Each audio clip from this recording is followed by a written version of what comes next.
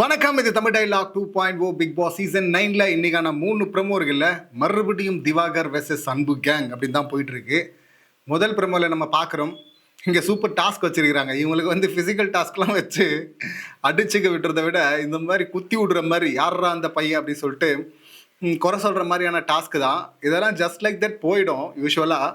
ஆனால் இங்கே தான் பார்த்தீங்கன்னா கலவரமே வெடிக்குது. இங்கே ஃபஸ்ட்டு பார்த்தீங்கன்னா ரம்யா வினோத் வந்து வாசித்து காட்டுறாரு. அவங்களுக்கு படிக்க தெரியாதுல்ல, ஸோ அதனால் வாசிக்கிறாரு. இங்கே சாப்பிட்றது தூங்குறது இது யார் திரும்ப திரும்ப பண்ணுறது அப்படின்னா திவாகர் அண்ட் பார்வதி அப்படின்றாங்க. அதாவது சொல்லலாம் இவங்க எல்லா இடத்துலையுமே ரெஜிஸ்டர் ஆகிட்டு இருக்கிறாங்க, ப்ரொமோலையும் சரி எபிசோட்லையும் சரி. இவங்கள போயிட்டு சாப்பிட்டு தூங்கிட்டு இருக்காங்கன்னு சொல்லாமா? கலையரசன் வந்து இவங்க கண்ணுக்கு தெரியலையா? இல்லைன்னா அவங்க கண்ணுக்கு தெரியலையா? இல்லை எஃப்ஜே மார்க் பண்ணுறதை தவிர வேறு எதுவும் பண்ணுறது இல்லை. ஸோ அப்படி இருக்கும்போது இங்கே ஓவர் சவுண்டாக 2 பேர் இருக்கிறாங்க, ஒன்று திவாகர் இன்னொன்று பார்வதி. அவங்கள போயிட்டு சாப்பிட்டு தூங்கிட்டு இருக்காங்க அப்படின்னு சொன்னால், இந்த வேலை செய்யும்போது பாத்திரத்தை எந்த அளவுக்கு வேகமாக வளர்க்குறாங்களோ அதை விட வாய் ரொம்ப வேகமாக ஆடுது பார்வதிக்கு. நம்ம பார்த்துட்டு இருக்கிறோம் வேலை செய்கிறதெல்லாம். திவாகர் அந்த மாதிரி ஹவுஸ் ஹோல்ட் இப்போ லக்ஸரி வீட்டில் இருக்கிறதுனால அவர் வேலை செய்ய தேவையில்லை, வேலை சொல்கிற இடத்துல இருக்கார். ஆனால் எல்லா இடத்துலையும் பிரச்சனை இல்லை, கருத்து சொல்கிறேன்னு சொல்லிட்டு வந்துட்டு இருக்காரு. இப்போ அவர் போயிட்டு ஹைட் ஆகிட்டு இருக்கிற மாதிரி ஹைட் ஆகிட்டு இருந்த இந்த ரம்யா ஜோ வந்து சொல்லிட்டு இருக்கிறாங்க. அப்படி சொல்லும் போது நீ தான் அதை பண்ணுற அப்படின்னு சொல்லும் போது 2 பேருக்கும் வாக்குவாதம் வருது. சே நீ எல்லாம் ஒரு ஆள் மூஞ்ச பாரு அப்படின்னு சொல்லிட்டு அவங்க சொல்லிடுறாங்க. அதுக்கு கவுண்டரா இவர் வந்து தகுதி தராதரம் இல்லாமல் பேசுகிறாங்க அப்படின்னு சொல்லிட்டு தராதரம் அப்படிங்கிற வார்த்தையை தான் யூஸ் பண்ணுறாரு. அடுத்து சபரி அண்ணன் பொங்கிட்டார், வந்து பயங்கரமாக கோவப்பட்டு வர்றாரு. அவர் கோவப்பட்டதெல்லாம் ரொம்ப கரெக்டு சபரி, அது தப்பே கிடையாது. ஆனால் என்னென்னா ரொம்ப லேட்டாக கோவப்படுறீங்களே, அதுவும் அன்பு கேங்கில் இருக்கிற ஒருத்தர் அங்கே மட்டும் கோவப்படுறீங்களே. ஏன் இதுக்கு முன்னாடி வந்து நீ என் கால் செருப்புக்கு சமம் கிடையாது, தகுதி தராதரம் இல்லாதால நான் பேச முடியாது அப்படின்னு சொல்லிட்டு நிறைய இடத்துல ரெஜிஸ்டர் பண்ணியிருக்காரு இவர். அப்போல்லாம் என்ன பண்ணிட்டு இருந்தார் இந்த சபரி? கானா வினோத் வந்து கத்தி கதறினாரு, அங்கே பாருங்க யாரும் கேட்க மாட்டீங்களான்னு. அப்போ வந்து அதை கிண்டல் தானே பண்ணிட்டு இருந்தீங்க, நீங்கள் கேட்கவே இல்லையே, அப்போ பொங்கவே இல்லையே சபரி. அப்போ அங்கே பக்கத்தில் வந்து தராதரம் இல்லை அப்படின்னு ஒருத்தரை பார்த்து சொல்கிறான்னா, அடுத்து உங்களை பார்த்தும் ஒருத்தர் சொல்லுவான், அவனே சொல்ல வருவான். அப்போ அமைதியாக இருந்தீங்களே, அப்போ அமைதியாக இருந்துடக்கூடாதுல்ல. இப்போ பொங்கலை ஏன் அப்போ ஏன் பொங்க வைக்கல? உங்கள் தங்கச்சின்னா தான் பொங்குவீங்களா? இப்போ அண்ணன் தங்கச்சி சென்டிமெண்ட்டு ஒரு காட்சி ஒன்று பார்த்தேன். அவங்க வந்து தூங்க, அண்ணன் வந்து அப்படியே பழைய படங்களில் வரும்ல, பக்கத்தில் வந்து கீழே தரையில் உட்காந்து கையை பிடிச்சிட்டு இருக்க. அடேங்கப்பா, சபரியுடைய அண்ணன் தங்கச்சி பாசமலரையும் மிஞ்சி ஹெவியாக போயிட்டுருக்கு. ஆனால் மக்கள் தான் சிரிக்கிறாங்க, ஆட வேண்டிய இடத்துல இல்லை நெகிழ வேண்டிய இடத்துல. இப்போ பார்த்தீங்கன்னா என் தங்கச்சியை பார்த்து நான் பேசுகிறது வந்து என் தங்கச்சி எப்படி தராதரம் இல்லை அப்படின்னு சொல்லிட்டு பேசுகிறேன். நான் வந்து கேட்பேன், இது வந்து குரூப்பிசம்னா அப்படின்னு சொல்லிட்டு, ஆமாடா குரூப்பிசம் அப்படின்னு சொல்லிட்டு ஏதோ பஞ்ச்டேலாக பேச வர்றாரு. நீங்கள் வந்து சபரி ஏதோ இங்கே மெடிடேஷன்லாம் பண்ணுறாரு, அப்படியே ஆங்கரை வந்து கண்ட்ரோல் பண்ணி வச்சுருக்காரு அப்படின்லாம் சொன்னாங்க. எங்கடா அந்த மெடிடேஷன் எங்கடா போச்சு அப்படின்னு தான் கேட்கணும். செம்ம காமெடியாக இருக்குது அதெல்லாம் பார்க்கும்போது. ஸோ தேவையில்லை, பொங்குறதெல்லாம் கரெக்டு. எஸ், அதே தராதரம்ங்கிற வார்த்தையை இது ஒரு ஜாதி வெறி பிடிச்ச ஆள் தான், டுபாகூர் தான் இந்த டுபாகூர் டாக்டர் டிபிடி. இது வந்து வெளியவும் பார்த்துருக்குறோம், உள்ளவும் பார்த்தீங்கன்னா ஆரம்பிக்கிறாரு. அது எல்லாருக்குமே தெரியும், உள்ளே இருக்கிற கண்டஸ்டன்ஸ் எல்லாருக்குமே தெரியும். அப்படி தெரிஞ்சிருந்தும் அதை யாரும் கொஷின் பண்ண மாட்டுறாங்க, மற்றவங்களுக்கு தானே கேட்குறாங்க அப்படின்னு சொல்லிட்டு அமைதியாக பொத்திக்கிட்டு இருக்கிறாங்க. அப்புறம் இவங்க பக்கம் திரும்பினதும் பார்த்தீங்கன்னா இப்போ கத்துறாங்க. அது தப்பு இல்லை, ஆனால் ஸ்ட்ரைட்டாக அப்படி வரல. கமருதன் கிட்ட ஒரு இடத்துல நான் யார், என் பேக்ரவுண்ட்னாலாம் தெரில தம்பி, தெரில செல்லம் அப்படின்லாம் சொன்ன. அப்படி அப்புறம் விக்ரம் ஒரு முறை ஸ்டாப் பண்ணார். வெளியே நடந்த இந்த மாதிரி ஜாதி சார்ந்து பேசின விஷயத்த வந்து திரும்ப பேசாதீங்க, ஸ்டாப் பண்ணுங்க அப்படின்னு சொல்லிட்டு, தயவு செய்து பேசாதீங்க அப்படின்னு சொல்லி ஸ்டாப் பண்ணாங்களா. இப்போ மற்றவங்கள பற்றி பேசும்போது விட்டுறாங்க, இவங்க சம்மந்தப்பட்டவங்களை பற்றி பேசினா கத்துறாங்க வந்து. ஸோ அப்படி தான் அதை பார்க்க முடியுது. ஒரு பக்கம் இவர் எல்லார் இடத்துலையும் கேட்டுட்டு இருந்தால் இப்போ நம்ம வந்து திவாகரை போட்டு அடிக்கலாம், திவாகரை போட்டு புலக்கணும் தான். ஆனால் இவங்க ரொம்ப பார்ஷியலாக இருக்காங்களே இந்த கேங்கு, அதை பார்க்கும்போது அட போங்கயா அப்படின்ற மாதிரி தான் தோணுது. இப்போ 2வது ப்ரமோ பார்க்குறோம். அதில் இவர் எழுந்து சொல்கிற அப்படி திவாகர் வந்து இந்த டீலக்ஸில் இருக்காங்கல்ல, இவங்க எல்லாமே பார்த்தீங்கன்னா குரூப்பிசம் பண்ணுறாங்க, அவங்களுக்குள்ளேயே ஓட்டு போட்டுக்கிறாங்க. எனக்கு இதில் வந்து உடன்பாடு கிடையாது, சாப்பாடு விஷயத்தில் கூட சீப்பாக நடந்துக்கிறாங்க அப்படின்னு சொல்கிறாரு. இதில் சீப்பாக நடந்துக்கிறது யார்? இது முதல்ல இருந்தே இந்த குற்றச்சாட்டு இருக்குது, முதல் வாரத்துலேருந்து ஞாபகம் இருக்குல்ல. திவாகர் ஏற்கனவே இதை சொல்லியிருக்கிற அப்படி இதே சபரி மேலே.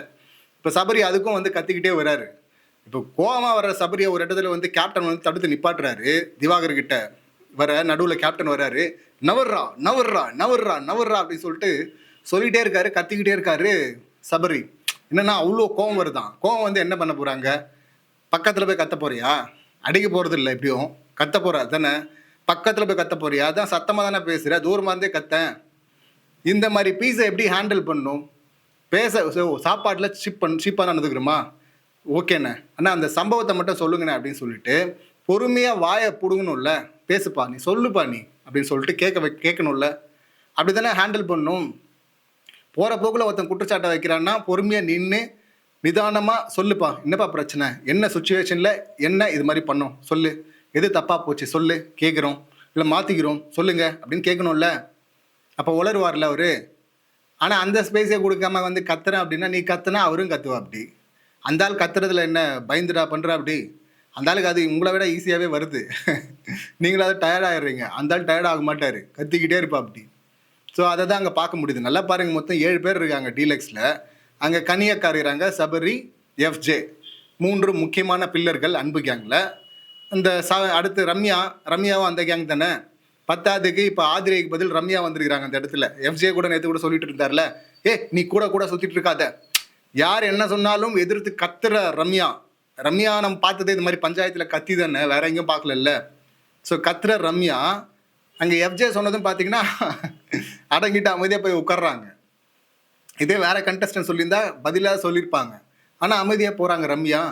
அப்போ ஆதிரி இடத்த நிரப்புறதுக்கு அவங்க அந்த பக்கம் வந்துட்டாங்க போல இருக்கு. ஸோ இப்போ அவங்களும் அன்பு கேங் 4 ஆச்சுங்களா. 5ஆவது கலையரசன் வரணும்னு ஆசைப்பட்டாலும் வர முடியாது அன்பு கேங்கில் இருந்து. ஏன்னா அவங்கெல்லாம் மொத்தமாக இருக்கிறதுனால பம்பிட்டு இருக்கிற அப்படி அங்கே. ஸோ கலையரசன் அந்த பக்கம். மிச்சம் இருக்கிறது 2 பேர், திவாகர், வினோத். இவங்க 2 பேருக்குமே ஆகாது. இப்போ திவாகர் வந்து அன்பு கேங்கில் இருக்கும்போது வினோத் வெளில இருப்பார். இப்போ வினோத் வந்து அன்பு கேங்கில் இருக்கும்போது திவாகர் வெளில இருப்பார். இவங்க 2 பேரையும் அடிச்சுப்பாங்க. ஸோ இப்படி இருக்கும்போது ஒட்டுமொத்தமாக முடிவு யார் எடுப்பாங்க? அன்பு கேங் அந்த 3 பில்லர்ஸ் தான் எடுப்பாங்க. அதுலேயும் குறிப்பாக 2 பேர், ராஜமாதாவும் சபரி அண்ணனும், இவங்க தான் எடுப்பாங்க. அப்படி தான் எடுக்கிறாங்க. இல்லைனா எஃப்ஜேக்கு எதுக்குங்க 2 முறை நாமினேஷன் ஃப்ரீ பாஸ் கிடைக்குது?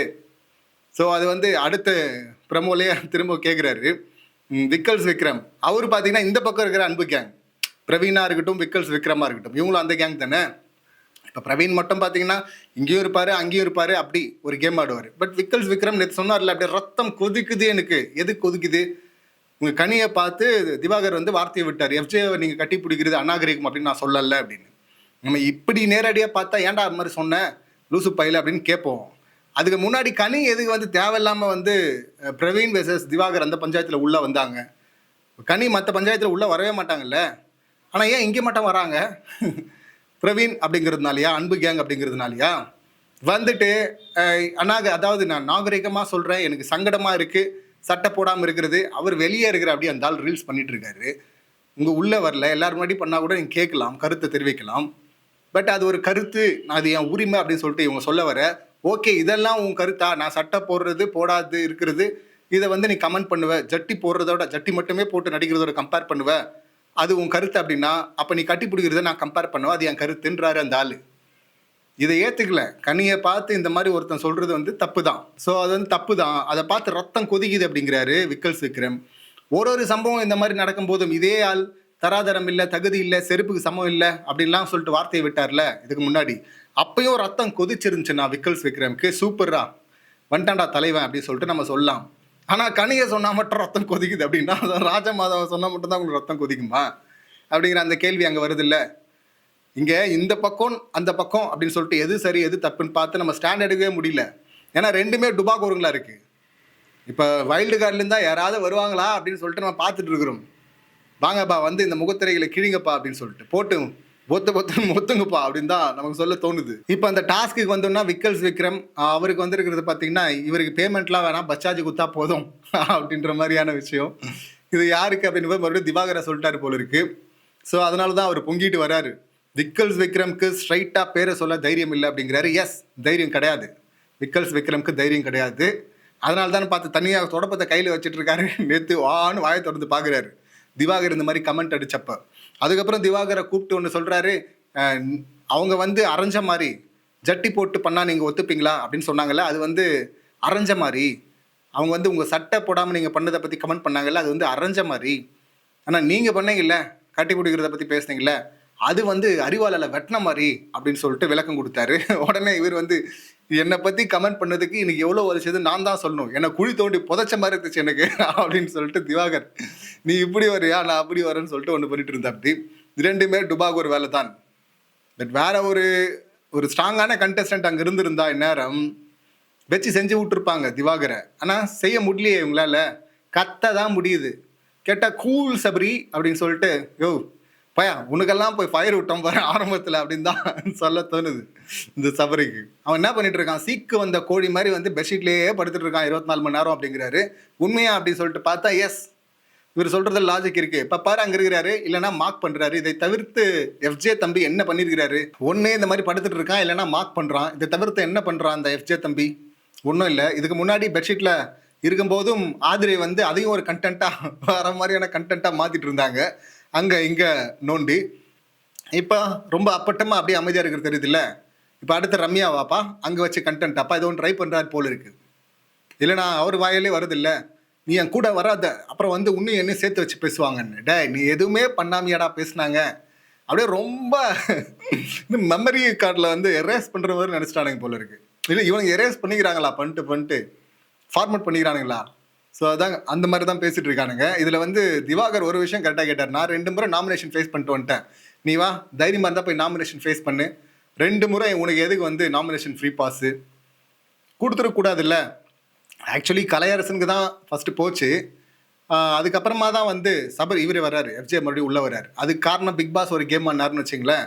அப்படி கேம் ஆனாலும் திரும்ப இமிடியேட்டாக 2வது முறை நாமினேஷன் பாஸுங்கிறது போகிற போக்கில் அப்படி கொடுத்துருதா? அப்போ அந்த கேங்கில் இருக்கிறதுனால தானே அப்படி சாதாரணமாக ஒருத்தனால வாங்கிட முடியுது நாமினேஷன் ஃப்ரீ பாஸை. முதல் முறை வாங்கும்போது சப்போர்ட்டுக்கு இவங்க இருந்தாங்க, வரும்போதே நாமினேஷன் பாஸ் கொடுக்கறதுக்கு காரணம் ஆதிரை. இப்போ பார்த்தீங்கன்னா 2வது முறை அடுத்த வீக்கே கொடுக்குறாங்க. அது மாதிரி கொடுக்கக்கூடாதுல்ல. ஸோ அங்கே குரூப்பிசம் ஹெவியாக இருக்குது. இதே மற்றவங்கள சொல்லியிருந்தா, பார்வதியை பார்த்து சொல்கிறாருன்னு வச்சிங்களேன், நீ கட்டி பிடிக்கிறது கம்ருதினை வந்து ரொம்ப கேவலமாக இருக்குது அப்படின்னு நான் சொல்லாமான்னு, அப்போ எத்தனை பேரும் பொங்கியிருப்பாங்களா? பொங்கியிருந்தாங்கன்னா நம்ம ஃபயர் விடலாம், ஏய் சூப்பர்ரா கீழ்றா போடுறான் திவாகரை போட்டு பொலங்கடான்னு சொல்லலாம், அடிங்கடா உடைங்கடான்னு சொல்லலாம். ஆனால் இவங்க பொங்கியிருப்பாங்களா? அப்போ இவர்கள் கேங்கு ஒன்றா இருக்கும், இவங்களுக்கு ஒரு நியாயம் மற்றவங்களுக்கு ஒரு நியாயம்னு இருந்தால், இந்த கேங்கு கனி கேங் இருக்காங்கல்ல, கனி, எஃப்ஜே, சபரி, ரம்யா, இவங்க பேசுகிறாங்க. யார் யாருக்கு வேலை கொடுத்தீங்க அப்படின்னு சொல்லிட்டு ராஜாமாதா கேட்குறாங்க. ஏன்னா டீலக்ஸில் இருக்கவங்க இந்த பக்கம் வேலை வாங்கணும்ல. ஒவ்வொருத்தரும் ஒன்று ஒன்று சொல்ல, பார்வதிக்கு யாராவது வேலை கொடுத்தீங்களா அப்படின்னு சொல்லிட்டு கண்ணி கேட்குறாங்க. எல்லாரும் இல்லை அப்படின்றாங்க. அவள் செய்ய மாட்டாப்பா அப்படின்ற மாதிரி சொல்கிறாங்க ரம்யா. இப்போ வந்து கண்ணி சொல்கிறாங்க, அந்த ஆப்பிளில் வந்து வெட்டி கொடுக்க சொல்லு அப்படின்னு சொல்கிறாங்க. அந்த ஆப்பிளை வெட்டி கொடுக்க சொல்லு அப்படின்னா உடனே எஃப்ஜே சொல்கிறான், அந்த ஆப்பிளை வந்து வெட்டி கொடுக்க சொல்லு, அது ஒரு வேலையாக கொடு அப்படின்னு சொல்லிட்டு. அதுக்கு பார்த்தீங்கன்னா கண்ணி சொல்கிறாங்க, வேணாப்பா அவள் ஆப்பிளில் எச்சு துப்பி கொடுத்துட்டான்னா. எப்படி எச்சு துப்பி கொடுத்துருவாங்களா? எங்கள் பிக் பாஸ் வீட்டுக்குள்ளே டீம் பார்த்துட்டு இருக்கோம், அதை எக்ஸ்போஸ் பண்ண மாட்டாங்க. இந்த நீங்கள் பார்த்துட்டு இருப்பீங்களா? அப்படி போகிற போக்குள்ள ஒன்று சொல்லிட முடியுது இல்லை, சாப்பாடில் எச்சு துப்பி கொடுப்பா அப்படின்னு சொல்லிட்டு. அப்போ உங்களை பார்த்து திவாகர் சொன்னால் டக்குன்னு உங்களுக்கு கோவம் வந்துடுது, அதை தப்புன்னு சொல்கிறோம். இப்படி போகிற போக்குள்ள இன்னொருத்தருக்கு மேலே நீங்கள் இந்த மாதிரி கமெண்ட்டை பாஸ் பண்ணிட்டு போகிறீங்க. கமெண்ட்டை பாஸ் பண்ணுறது மட்டும் இல்லாமல் 4 பேர் கும்பலாக சேர்ந்து ஒன்று சொல்கிறீங்க, சாப்பாட்டில் எச்சு துப்பி கொடுத்துருவா அப்படின்னு சொல்லிட்டு. இதுக்கு பேர் என்ன? ஸோ இங்கே ஒரு கேங் இருக்குது, அந்த கேங்கால் இவங்க பாதுகாக்கப்பட்டிருக்கிறாங்க. உங்களுக்குள்ளே ஓட்டு போட்டு தான் இந்த என்ன பாஸை வந்து கிடச்சிட்ருக்கு. இது ரொம்ப நாள்லாம் கிடைக்காது, நீ மக்களை போய் ஃபேஸ் பண்ணி பாரு அப்படிங்கிற. அப்படி இப்போ திவாகர் வந்து கரெக்டாக காய் நகர்த்து கேம் ஆடுற அந்த டைப்பாக பார்க்கல. யார் என்ன குறை சொன்னாலும் திருப்பி பேசுவேன் அப்படிங்கிற மாதிரியான டைப் தான் இது. ஸோ இதை சரியாக ஹேண்டில் பண்ண தெரியாமல் மற்ற எல்லா இடத்துலையும் உஷாராக இருந்து, பார்வதி கிட்ட கூட இவங்க உஷாராக இருக்கிறாங்க, மற்ற இடத்துல உஷாராக இருக்கிறாங்க, இங்கே வந்து எக்ஸ்போஸ் ஆகிடுறாங்க, மாட்டிக்கிறாங்க. இந்த அன்பு கேங்குன்னு தான் சொல்லணும். சீசன் 4லேருந்தே இந்த அன்பு கேங்குனாவே பார்த்தீங்கன்னா சாப்பாடில் ஏதாவது ஒன்று பண்ணுவாங்க, அது மற்றவங்க சொல்ல மாட்டாங்க. பட் இந்த திவாகர் எல்லாத்தையும் சொல்லிடுறா அப்படி. அதுவும் வந்து பார்த்தீங்கன்னா அந்த கேங்லேயே இருப்பா அப்படி, கூடவே இவங்க சொல்ல மாட்டான்னு நினைப்பாங்க. ஏதாவது ஒரு குறை சொல்ல வேண்டிய வந்துச்சுன்னா டக்குன்னு இவங்கெல்லாம் காமெடி பீஸாக வச்சுக்கிறாங்க, ஹேண்டில் பண்ணுறாங்க, அங்கேயே இருக்கணும்னு நினைக்கிறாங்க. ஆனால் அந்த ஆள் உலக தமிழர்களே என்னை ஃபாலோ பண்ணுறாங்க, நான் சொல்கிறத கேட்குறாங்க அப்படின்னு சொல்லிட்டு அந்த லெவலில் பேசிகிட்டு இருக்கிறவன். ஸோ அவன் நீங்கள் நினைக்கிற மாதிரி கோமாளி கிடையாதுன்னு சொல்லிட்டு எல்லாரையும் கோமாளி ஆக்கிட்டு இருக்கிறான். அப்படி இவங்களும் கோமாளி ஆகிட்டு இருக்கிறாங்க இந்த அன்பு கேங். ஸோ இந்த விஷயத்தில் தராதரம்ங்கிற வார்த்தைக்கு போட்டு திவாகரை புழக்கணும். மற்றபடி அதை தவிர்த்துட்டு பார்த்தோன்னா திவாகர் சொன்னது எல்லாமே கரெக்ட், உண்மை அப்படின்னு தான் சொல்லணும். இந்த சம்பவங்களை நீங்கள் எப்படி பார்க்குறீங்க, உங்கள் கருத்துக்கள் என்ன அப்படிங்கிறது கமெண்ட் பண்ணுங்கள். மீண்டும் அடுத்த வீடியோவில் சந்திக்கலாம். நன்றி, வணக்கம்.